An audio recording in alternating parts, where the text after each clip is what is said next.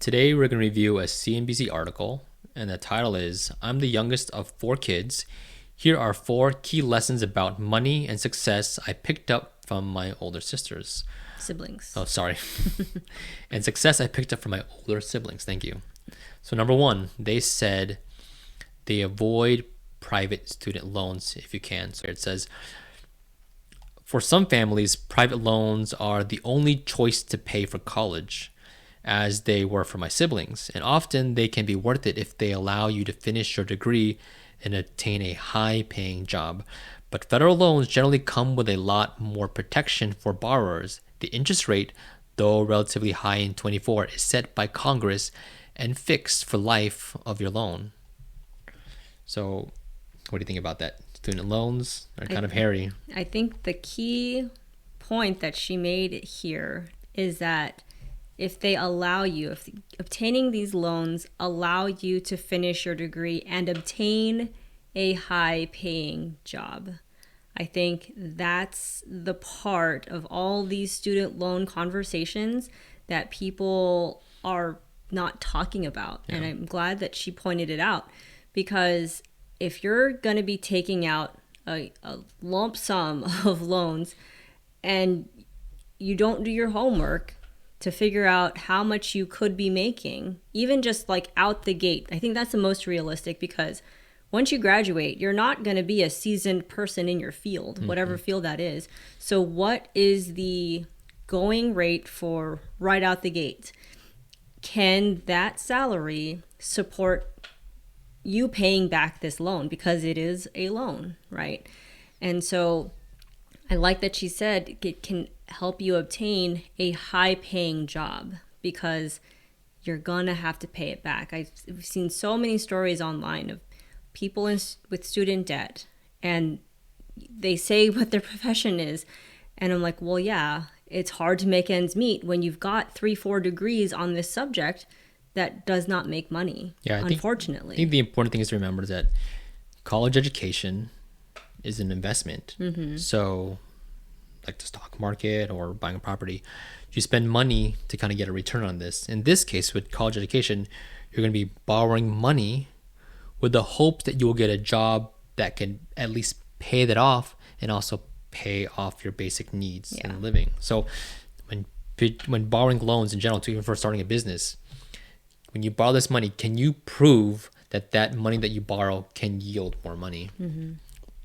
Next one here, your net worth is your net worth. So here she says, my first job came through my siblings. And then she said that she also got a babysitting job. So networking was how she was able to get her foot in the door and expand as well. So we've done that as well. I'm not just in jobs, I guess in jobs, but I was thinking more about professions. When you're trying to understand the world around you, especially when you're trying to get to a field, network, because their experience can help you avoid mistakes that made in the past. Yeah, I think there's that popular factoid out there that says it takes 10,000 hours to be an expert in something. And so if you're not there yet, if where you're achieving to be, obviously you're at 0 hours, find someone who is an expert in that field, who is doing what you want to do, and grab some information from them, because they will share their 10,000 hours with you in just a conversation. Yeah. And that can help direct, is this where I want to go? Maybe, oh, it's not what I expected. That's completely different than what I had thought that this profession is going to be doing for me. Or I can't see myself in there. Oh yes, I can definitely see myself in those shoes. I'm going to keep working towards that and earn your own 10,000 hours. But yeah, your network is your net worth. And this applies not just to a profession.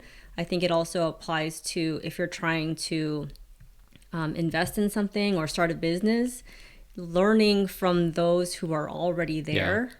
And what's funny is you might not know who knows things.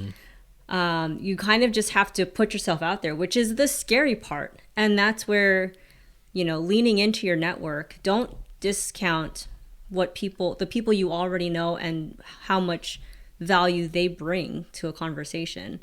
And, that's kind of how we've grown in all aspects Yeah. of our lives so far. Yeah. Number 3 here, skip store credit cards here. And this, when she was in college, Cassidy racked up a couple $1,000s of debt on a on a Victoria's Secret credit card. She was earning minimum wage at the time, and her monthly payment quickly grew beyond what she could afford to pay. Store credit cards, they offer a lot of bonuses, right? I mean, It's 20% off your first purchase, or so. She's coming. The article is coming from someone who's attributing what she's learned from her older siblings. Yeah. I don't have any older siblings, but I have older cousins. I have fairly young aunts and uncles, and so I kind of was able to learn from them. And so getting store credit cards, I didn't understand it as a young adult, even though they think we're smart enough and responsible enough to get a credit card, right? So I just knew there was something wrong with having too much credit cards, and so I just naturally avoided it. But she's learning this from her own sibling. Yeah, so when you have a credit card, even a debit card, there needs to be a level of this responsibility. And the reason why I say debit card, because the idea is that it's just what's in there. Yeah, you're only spending that's in there. But this is my own story where I overdrafted. Oh. Yeah, so that's on me where, I had a debit card, but I really didn't know how much money I had in the account. Number 4, success looks different for everyone. And it says here, growing up, I was told the key to success is to go to college and land a well-paying desk job. While I feel pretty successful having done exactly that, my siblings showed me it's not the only way. Unconventional paths can lead to a successful and fulfilling life. And she talks about her sister is a mother of 3 children. I think her brother is a master sergeant in the U.S. Air Force. And I totally agree with that. For us growing up, the next step after high school was go to college. Get a high-paying job. Make sure it makes a lot of money, and then you're set. But that's what many people are programmed to do. And I think we've talked about this before, is that how much money you make, like the salary, is an easy metric to define success, right? But that's like this, success looks different for everyone. So the mother of however many kids, she's not making an income, but does that make her less successful? Having a high-paying job, does the high-paying job part of it make you successful, or is it the impact that you have on your company that makes you successful? Yeah. I think there's different ways to look at it. Is the really successful plumbing business that's in your neighborhood, who comes over and fix your plumbing when you need it, they have a successful business. Did he go to college? Did the owner go to college to run a plumbing business? Probably not. Yeah, I think it's really important that success looks different for many people, and along with that, people have sometimes negative stereotypes on things. I think you mentioned the word plumber, which sometimes gets a really bad rap, but in reality, they make a lot of money, and they don't go to Ford. And I feel like they're respectable. Yeah, I mean, everybody needs a plumber at some point in your life, whether you're renting or owning. If you use the bathroom, you need some help. And this mother of 3 kids, I mean, that's a success as well, where her time is being used on these little human beings that she's using to grow to hopefully be good human beings in the society. So everyone has an important role, and so people shouldn't be pressured to feel like this is the only way to success, or I don't make X amount of dollars, I'm not successful yet. I feel like having certain goals determines whether you're successful or not, and are you able to achieve your goals. So which one of these topics or items did you most relate to?